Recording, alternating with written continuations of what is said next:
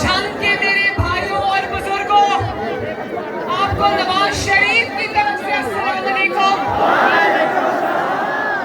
आपको आपकी बहन और बेटी मरियम नवाज शरीफ की तरफ से भी अस्सलाम वालेकुम।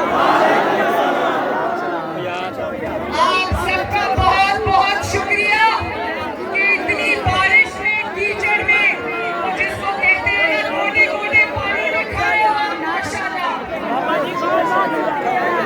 मेरा ये गोजा मोड़ वालों,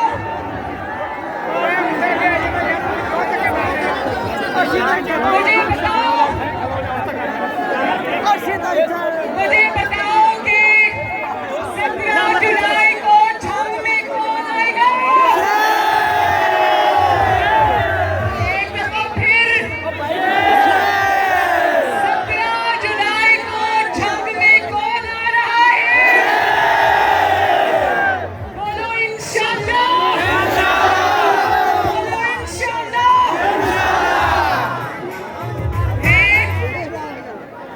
आप सबसे ये कहने आई हूँ,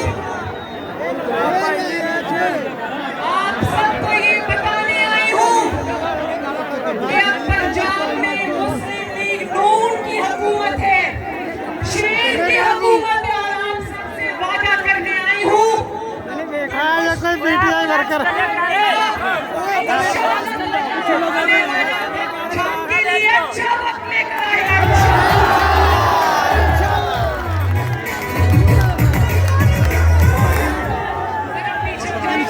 पीछे